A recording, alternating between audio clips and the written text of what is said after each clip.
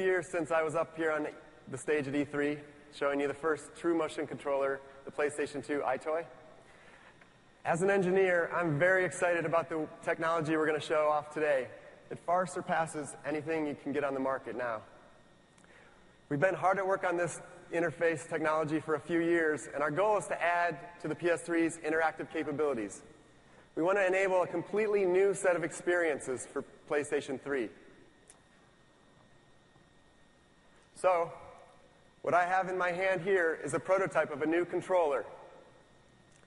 Its final look will change, so I want to stress this is an engineering prototype. But it has a variety of buttons and internal motion sensors, but its most distinctive and cool feature is the glowing sphere on the end that the PlayStation Eye can track. Imagine you're playing an RPG game.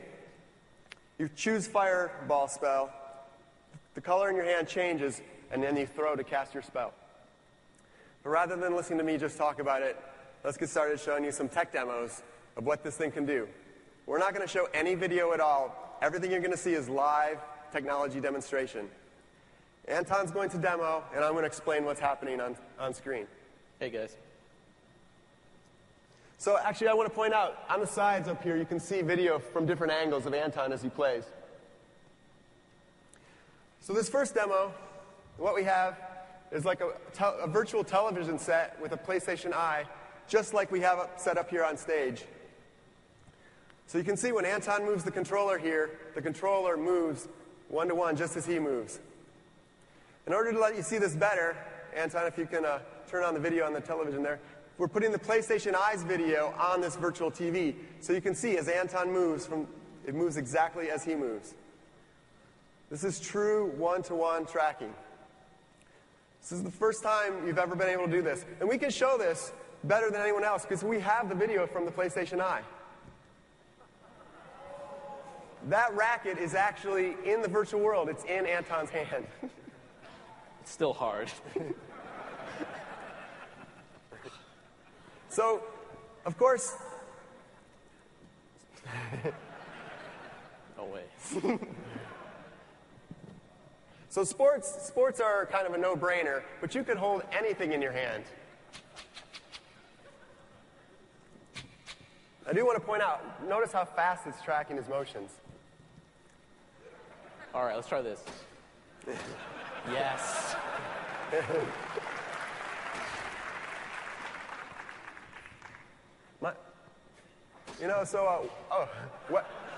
Weapons are always good. Especially large ones. So my son loves this demo, actually. You can imagine if he could be Ratchet and he could hold Ratchet's weapons in his hand while he plays. He would die for that.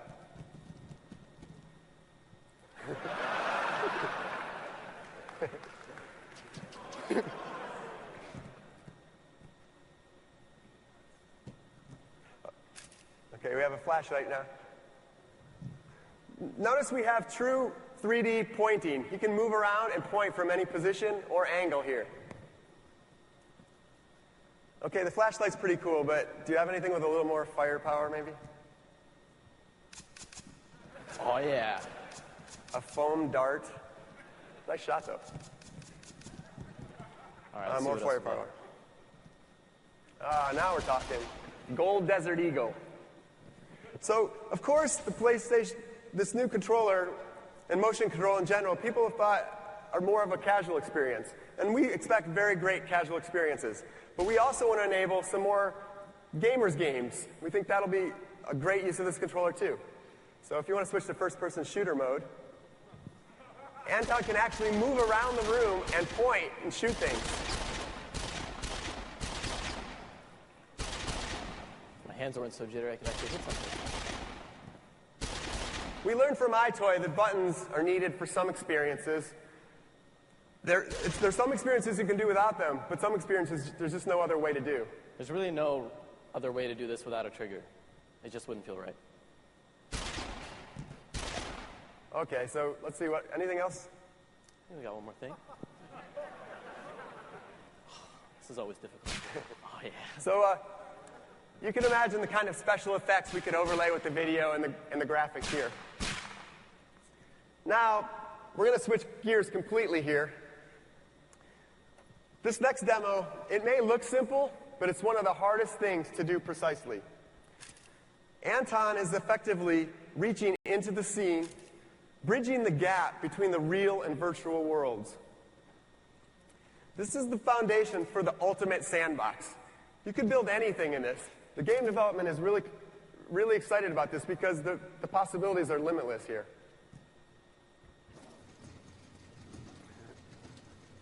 Another thing that's really difficult to do in a virtual world is drawing. And in particular, writing requires extreme precision. The tip of that pencil Anton's using is being tracked at sub-millimeter accuracy.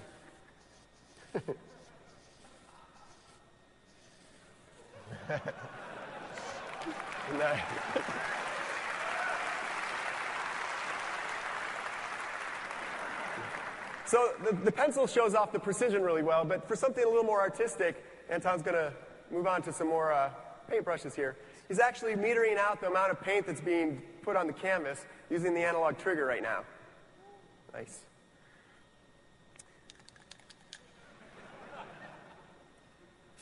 For something like a spray paint can, the angle actually matters of what he's doing here. Ooh, dripping right down the wall there. Nice. Yeah. Of course, if you just want to mess around. You can do that too.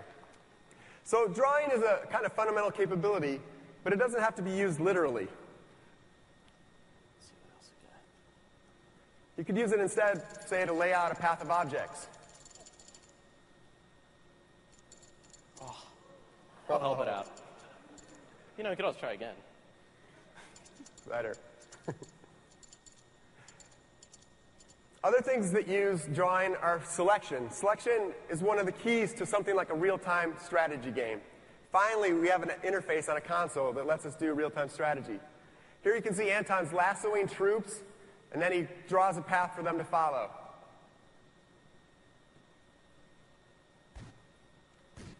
You can imagine using this for other kinds of games, like football. You could draw out the route for a wide receiver to follow.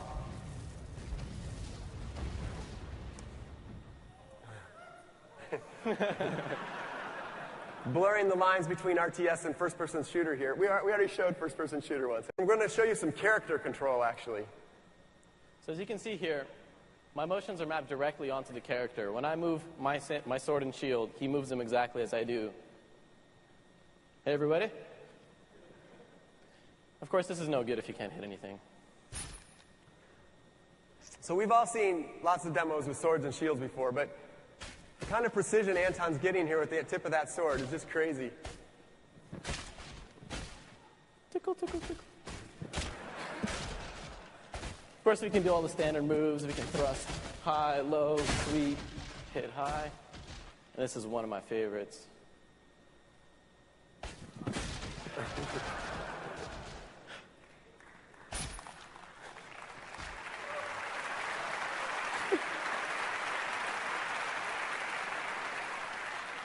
How many years of kendo was that? You can also use it in a defensive posture, too.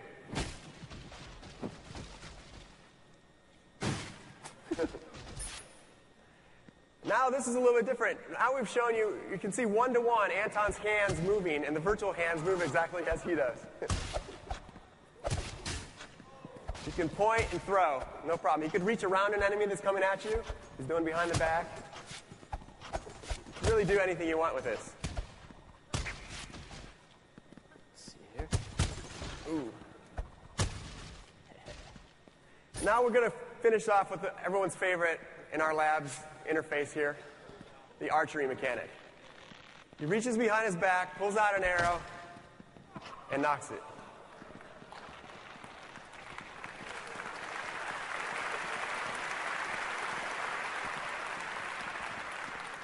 Of course, the tension on the string matters, so the farther I pull it back, the more power I'm going to launch into this guy. All right, Rick, call the shot. Farthest guy on the right there. Gangster style, yeah. Oof. Steady. see if I can. Nice. Let's go for something a little more dramatic. There we go.